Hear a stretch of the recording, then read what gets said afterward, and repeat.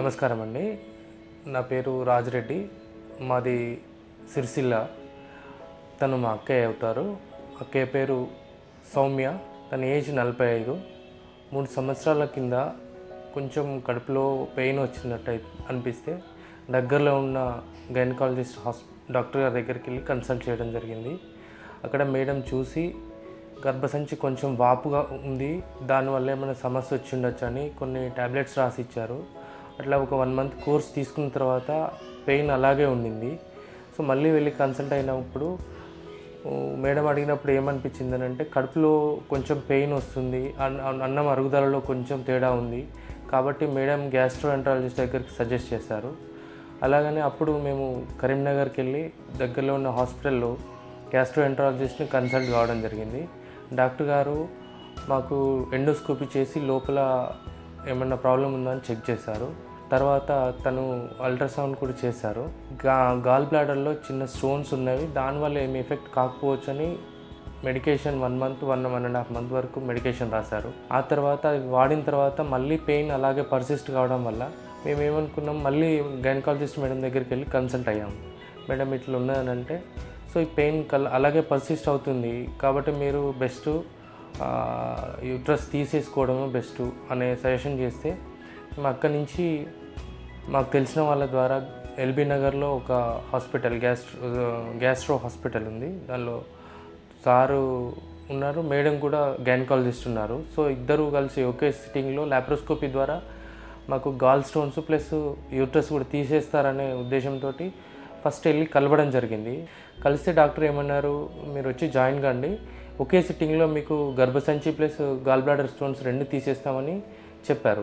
December 21 నాడు admit చేసుకున్నారు. అన్నీ చూసి కొంచెం బ్లడ్ HB% తక్కువ ఉంటే 1-2 యూనిట్స్ బ్లడ్ కూడా ఎక్కించారు. 22nd రోజు లాప్రోస్కోపీ ద్వారా ఆపరేషన్ చేయడం జరిగింది. సో దాంట్లో చేస్తూ ఉండగా ఇన్ బిట్వీన్ 22nd రోజే చెప్పలేదు, మేము బయటనే ఉన్నాము. సార్ ఏమన్నారు, కొంచెం కాంప్లికేషన్ ఉంది, ఫస్ట్ గర్భసంచి తీశారు.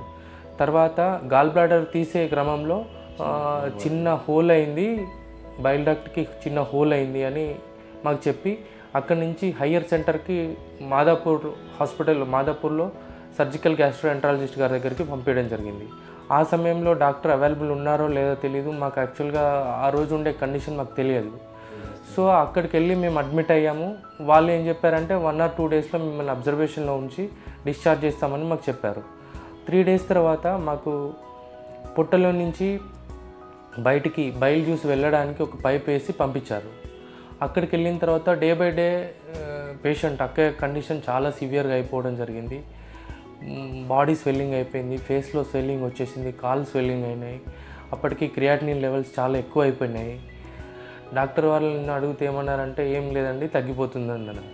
మంచిగా నడుచుకుంటూ వెళ్ళిన అక్కయ్య వాళ్ళకి వెళ్ళి పేషెంట్ లాగా అయిపోయింది. ఫేస్ చూస్తే అసలు భయమేసింది. ఆ పొట్ట ఉబ్బిపోయింది, కాళ్ళు ఉబ్బిపోయినాయి, చేయిలు ఉబ్బిపోయినాయి. ఈ స్థితిలో డాక్టర్ గారిని అడిగితే కొంచెం మాకెందుకు అక్కడ హాస్పిటల్లో రెస్పాన్స్ బాగలేదు, డాక్టర్ విజిటింగ్ కూడా ఉన్నది కానీ పర్ఫెక్ట్గా అనిపించలేదు. ఆ క్రమంలో మేము ఏం చేద్దామని ఇబ్బందిలో ఉండగా మా కజిన్ వాళ్ళ ఫ్రెండ్ అయిన దినేష్ రెడ్డి సార్ మాకు తెలిస్తే ఫోన్లో కాంటాక్ట్ అవ్వడం జరిగింది.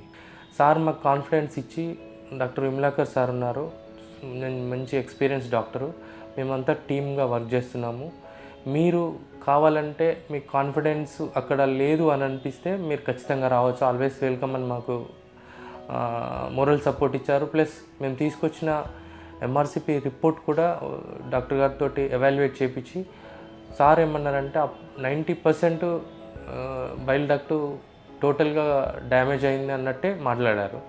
January 1 రోజు వచ్చి హాస్పిటల్లో అడ్మిట్ అవ్వడం జరిగింది. ఆ క్రమంలో మాకు డాక్టర్ విమలాకర్ గారితో పరిచయం అయింది. డాక్టర్ విమలాకర్ గారు వచ్చి కన్సల్ట్ అయిన తర్వాత సార్ చూశారు, మాలో కాన్ఫిడెన్స్ రెట్టింపు అయిపోయింది. టీం అంతా ఉంది. ఈ టీం అంతా చూసి మాకు యాక్చువల్గా అక్కడ హోప్లెస్ సిచ్యువేషన్ నుంచి మేము ఇక్కడికి వచ్చిన తర్వాత కొంచెం కాన్ఫిడెన్స్ బిల్డప్ అయింది. ఆ తర్వాత మేము ఈ హాస్పిటల్లో ఒక 3 డేస్ అడ్మిట్ అయి ఉన్నాము. అప్పటికే పొట్టులో కొంచెం బైల్ జ్యూస్ అక్కడ కలెక్ట్ అయినంత తెలిసి వాళ్ళు దీనిలో ఇంకొక పైప్ వేసి తీసేయడం జరిగింది. ఆ తర్వాత పేషెంట్ 3 డేస్ అడ్మిషన్ అయిన తర్వాత పేషెంట్ కండిషన్ కొంచెం మంచిగా అయిన తర్వాత డిశ్చార్జ్ చేసి లోపల ఉండే ఇన్ఫెక్షన్ కోసం ట్రీట్మెంట్ స్టార్ట్ చేశారు. ఎప్పుడైతే లోపల ఇన్ఫెక్షన్ తక్కువ అవుతుందో అప్పుడు మనకు ఓపెన్ సర్జరీకి వెళ్ళాలని మాకు అప్పుడు సూచించడం జరిగింది. అప్పటి నుంచి మేము డిశ్చార్జ్ అయ్యి ఇక్కడే హైదరాబాద్లోనే 1 వీక్ స్టే చేశాము. కాకపోతే పేషెంట్ యొక్క కండిషన్ చాలా మెరుగైంది. మేము అడ్మిట్ అయినప్పటి నుంచి డిశ్చార్జ్ అయ్యేలోపు ఆల్మోస్ట్ ఒక 50% తేడా మేము గమనించాము. ఇక్కడ ఇంటికి వెళ్ళి ఒక 1 మంత్లో పేషెంట్ యొక్క కండిషన్ బాగైంది. బాగైన తర్వాత మళ్ళీ రివ్యూస్కి వస్తూ పోతూ ఉన్నాం. మధ్యలో వస్తూ పోతూ ఉండే క్రమంలో మాలాగే ఇబ్బంది పడి వేరే డాక్టర్ చేతిలో ఇబ్బంది పడి వచ్చిన ఒక పేషెంట్ని కలవడం జరిగింది ఇదే హాస్పిటల్లో. తను కూడా 45 సంవత్సరాలు ఉంటుంది ఆమెకు. సో ఆఫ్టర్ ట్రీట్మెంట్ ఆమెను చూడడం జరిగింది. ఆమెకు చెప్పిన ఎక్స్పీరియన్సెస్ కూడా మాకు చాలా హెల్ప్ఫుల్ అయిపోయాయి. సో ఇలాంటి పేషెంట్స్ ఉన్నారు, దీనికి ట్రీట్మెంట్ ఉంటుంది అని మాకు అప్పటికి ఎంతో కొంత లోపల భయం ఉన్నా కానీ తన్ని చూసిన తర్వాత మాకు చాలా వరకు కాన్ఫిడెన్స్ వచ్చింది. డైలీ 300 to 400 ml వరకు బయటకు వచ్చేది బయలు జ్యూసు. క్రమక్రమంగా తగ్గింది. 1 మంత్లో ఆల్మోస్ట్ 0కి వచ్చేసింది. సో 0కి వచ్చిన తర్వాత డాక్టర్ గారు సజెస్ట్ చేశారు ఏంటంటే, ఇప్పటికీ మనకు జాండీస్ అటాక్ కాలేదు కాబట్టి సో లోపల ఆర్గన్స్ ఏం దెబ్బ తినకముందే మనం సర్జరీకి వెళ్ళడం బెస్ట్ అని డాక్టర్ గారు మాకు చెప్పడం జరిగింది. ఫిబ్రవరి 14th రోజు మాకు ఓపెన్ సర్జరీకి వెళ్ళాము. తర్వాత పోస్ట్ ఆపరేషన్ తర్వాత ఒక 5 days హాస్పిటల్లో ఉన్నాము. అప్పటికి లేచి కొంచెం నడిచింది, ఫుడ్ కూడా తీసుకునింది, వామిటింగ్ సెన్సేషన్ లాంటివి ఏం లేకుండా ఉండింది. సో కండిషన్ కొంచెం బెటర్ అయిన తర్వాత డాక్టర్ గారి సజెషన్ మేరకు మేము డిశ్చార్జ్ అయ్యి ఇక్కడే ఒక 1 వీక్ ఉన్నాము హైదరాబాద్లోనే. 1 వీక్ తర్వాత మళ్ళీ రివ్యూకి వచ్చాము. అప్పటికి ఫుడ్ కొద్దిగా తీసుకుంటుంది. ఇప్పుడు కొద్దిగా నెమ్మదిగా కోలుకుంటుంది. ఇప్పటికీ కండిషన్ అయితే చాలా మెరుగ్గా ఉంది.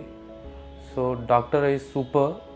మాకు కనబడే దేవుళ్ళలాగానే ఉన్నారు డాక్టర్ దినేష్ గారు కానీ, డాక్టర్ విమలాకర్ గారు కానీ, ప్లస్ టీం అంతా.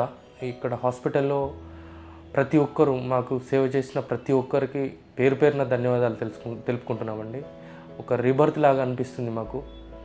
ఈ హాస్పిటల్ చాలా వరకు డాక్టర్లు అనే వాళ్ళు దేవుళ్ళతో సమానం. ఇక్కడికి వచ్చినాక తెలిసింది మాకు. యాక్చువల్గా మేము ఫేస్ చేసింది ఒక డాక్టర్ నిర్లక్ష్యంగా వ్యవహరిస్తే ఒక మనిషి ఎంత దూరం వెళ్ళగలుగుతారో ఎక్స్ట్రీమ్ స్టేజ్ చూసాము. అదే ఒక డాక్టర్ దేవునిలాగా కాపాడితే ప్రాణం పోయే వ్యక్తిని ఎంత తొందరగా రికవర్ చేయగలుగుతారో విమలాకర్ సార్ కానీ దినేష్ సార్ కానీ చూసిన తర్వాత మాకు అర్థమైంది. సో మాకు డాక్టర్లు దేవుళ్ళతో సమానం. విమలాకర్ సార్ కానీ దినేష్ రెడ్డి సార్ కానీ. Thanks to doctor Vimalakar Reddy sir and team. మీరు లేకపోతే యాక్చువల్గా ఇంత పెద్ద ఆపరేషన్ సక్సెస్ అయ్యి ఉండేది కాకపోవచ్చు. మేము ఇంత కంఫర్టబుల్గా వచ్చి హాస్పిటల్కి వచ్చి ట్రీట్మెంట్ తీసుకొని మళ్ళీ కంఫర్టబుల్గా హెల్తీగా వెళ్ళగలుగుతున్నాము. Thanks sir. Thank you everybody.